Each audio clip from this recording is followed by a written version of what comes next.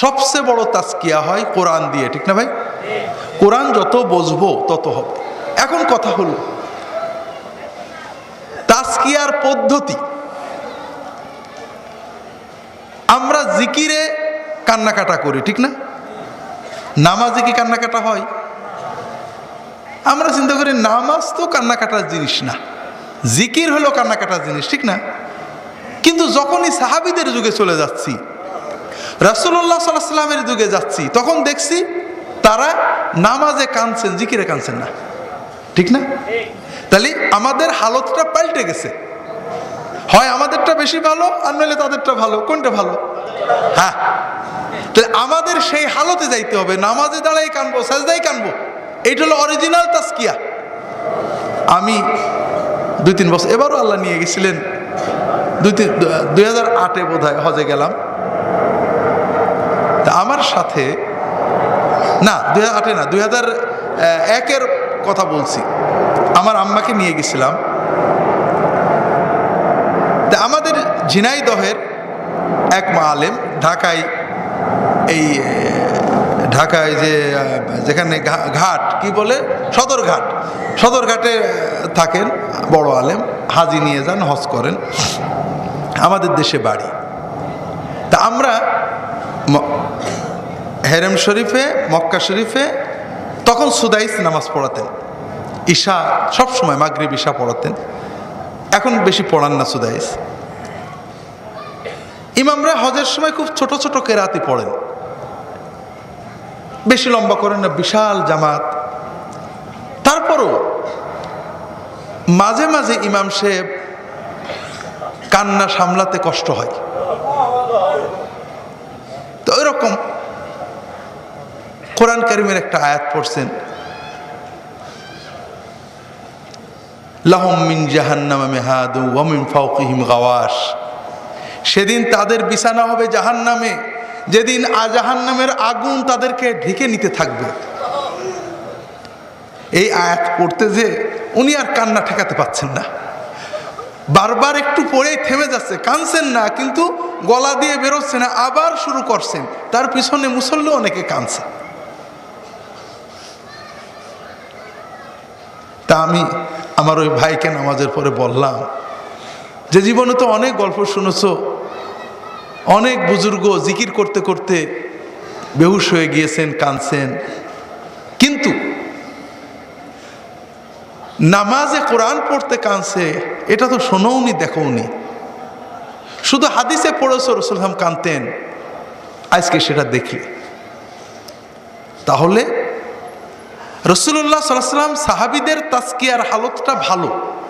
ওই হালত অর্জন করলে আপনি দিনের ভিতরে 5 বার যখন কাঁদবেন তখন হিংসা, লোভ আর আসতে পারবে না। কিন্তু কাঁদবেন কি দিয়ে? কোরআন দিয়ে কাঁদতে হবে।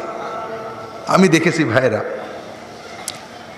সৌদি আরবে মক্কা শরীফ, মদিনা শরীফে, আজকে গল্প করব বলছি, আজকে ওয়াজ না, কারণ আজকে আপনারা যারা আসছেন আমাদের একান্ত মহব্বত নিয়ে আসছেন, আম শ্রোতা কম, কাজে আপনাদের সাথে মহব্বতের কিছু গল্প বলবো। রিয়াদে, সৌদি আরবে ওভারঅল মক্কা শরীফ, মদিনা শরীফ ছাড়া, অর্থাৎ বাইতুল্লাহ এবং মসজিদে নববী ছাড়া অধিকাংশ মসজিদে 8 রাকাত তারাবি হয়। অল্প কিছু মসজিদে 20 রাকাত হয়। মসজিদে হারাম এবং মসজিদে নববীতে 20 রাকাত হয়। রিয়াদে একটা খুব বড় মসজিদ আছে, জামে আল মালিক খালেদ বলা হয়, কিং খালেদ মস্ক, উম্মুল হামামে, খুব বড় মসজিদ। ওই মসজিদের যিনি ইমাম ছিলেন তিনি 7 কেরাআতের মাহের, একাধিক কেরাআতে কোরআন হাফেজ ছিলেন এবং তিনি 20 রাকাত তারাবি পড়তেন। এই 20 রাকাত পড়তে তার প্রায় 1.5-2 ঘন্টা লাগতো। ঈশা বাদে শুধু তারাবি খুব সুন্দর ধীরে ধীরে পড়তেন, আর রুকু সাজদাটা লম্বা করতেন, এবং তার পিছনে কোরআন শুনলে কান্না আসতো। আমি দেখেছি সৌদি আরবের যুবকেরা, বুড়োরা না, রিয়াদ থেকে 100 কিলো দূরে, 80 কিলো দূরে আল খারজ, দিলাম বিভিন্ন এলাকা আছে, ওই রকম 100 কিলো, 70 কিলো, 80 কিলো দূর থেকে যুবকেরা রোজা রেখে ইফতার করে গাড়ি চালিয়ে উম্মুল হামামে জামেউল মালিক খালেদে এসে আজানের আগে মসজিদ ভরে গেছে। কি জন্য? ওই ইমামের পিছনে 2 ঘন্টা দাঁড়িয়ে তারাবি পড়বে আর সেজদায় যেয়ে কানবে এই লোভে। তাহলে তাজকিয়ার জন্য সবচেয়ে ভালো হালত হলো রাসূলুল্লাহ সাল্লাল্লাহু আলাইহি ওয়াসাল্লাম এবং সাহাবীদের হালত। আর এই হালত যদি পেতে হয় কোরআন একটু বুঝতে হবে তো ভাই।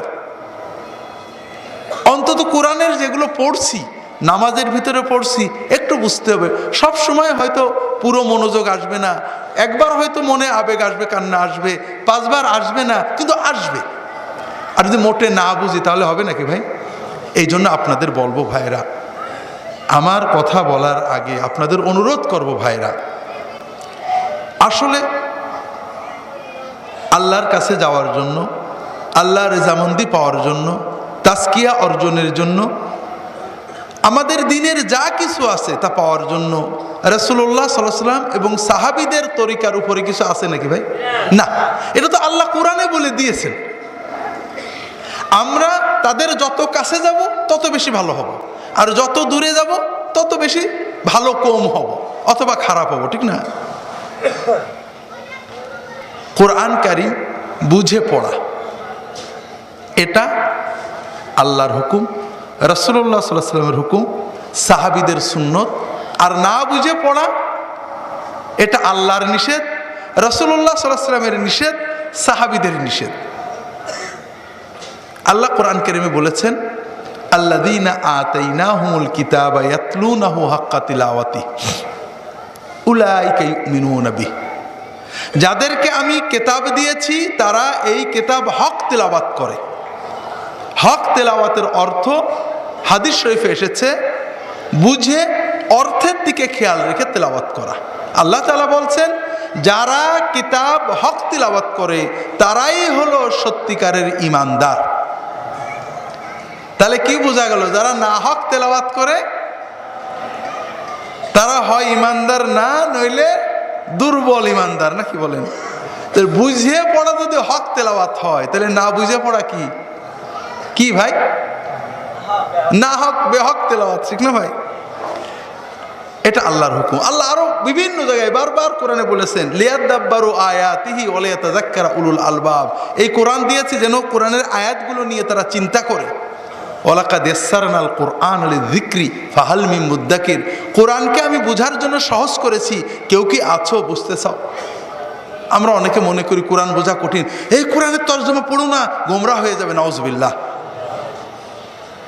আল্লাহ বলেছেন কোরআন বোঝা সহজ, আর আমি যদি বলি কোরআন বোঝা কঠিন, হবে নাকি ভাই? হাজিরিন, যে কথা বলছিলাম, আল্লাহ রাসূল সাল্লাল্লাহু আলাইহি ওয়াসাল্লাম কোরআন বুঝতে বলেছেন, না বুঝে পড়তে নিষেধ করেছেন। বুঝলে কি হবে? লা আন তাগদুয়া ফাতাতাআল্লামা আয়াতাম মিনাল কুরআন খায়রুল লাকা মিন মিআতি রাকা। তুমি যদি একটা কোরআনের আয়াত এলেম বুঝতে পারো, এলেম অর্জন করতে পারো, অর্থাৎ অন্তত কোরআনে আল্লাহ কি বললেন আয়াতটায় তাও জানতে পারো, আল্লাহ রাসূল সাল্লাল্লাহু আলাইহি ওয়াসাল্লাম বলছেন, কোরআনের একটা আয়াতের এলেম বুঝলে তোমার 100 রাকাত সালাতের চেয়েও বেশি ভালো হবে। বিভিন্ন হাদিসে এসেছে যে কোরআন যখন পড়বে, কিফু ইনদা আজাইবিহি, কোরআন আল্লাহ যা বলেন একটু তাদাব্বুর করো, থামো, চিন্তা করো, হৃদয়কে নাড়াও।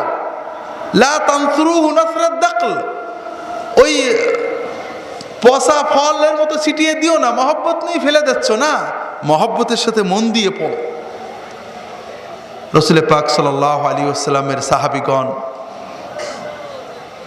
কানু ইযা কারাউ 10 আয়াতিন লাম ইয়াতাআদ্দাউহা হাত্তা ইয়াখুযু মা ফিহা মিনাল ইলমি ওয়াল আমাল।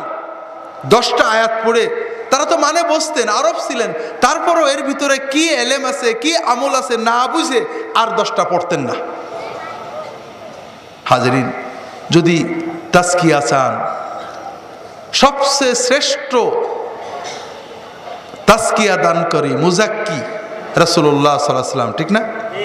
তিনি তাজকিয়া দিয়েছেন কি দিয়ে? দুটো জিনিস দিয়ে, ইয়াতলু আলাইহিম আয়াযাক্কিহিম ওয়া ইউআল্লিমুহুমুল কিতাব ওয়াল হিকমা, কিতাব এবং সুন্নাহ। কাজেই কোরআনটা পড়ে হৃদয়ে গেঁথে নিতে হবে। কাজে আপনাদের সবাইকে অনুরোধ করব, আল্লাহর হস্তে যদি সত্যিকারের তাজকিয়া চান, পীরের দরবারে যাবেন, অবশ্যই যাবেন। আলেম ওলামাদের সহবতে যাবেন, অবশ্যই যাবেন। তবে নিজের ঘরে যার সহবত সবসময় পাওয়া যায়, পয়সা দিয়ে কিনতে হয় না, হেঁটে যেতে হয় না, সেই কোরআনের সহবত আল্লাহর হস্তে ছাড়বেন না। প্রতিদিন অন্তত আধা ঘন্টা, 20 মিনিট, 25 মিনিট কোরআনের সহবতে থাকবেন। কোরআন আয়াতটা আরবি পড়বেন, তর্জমাটা পড়বেন, আয়াতের সাথে তর্জমা মিলাবেন, অর্থটা বোঝার চেষ্টা করবেন, সময় থাকলে একটু তাফসীর পড়বেন। এইভাবে কোরআনটাকে হৃদয়ে নেন, ইনশাআল্লাহ সত্যিকারের তাজকিয়া অর্জন হবে। হাজরিন, বিশেষ করে কোরআনের যে আয়াত সূরাগুলো আমরা নামাজে পড়ি, এগুলোর অর্থ শিখে নেবেন, বুঝে নেবেন।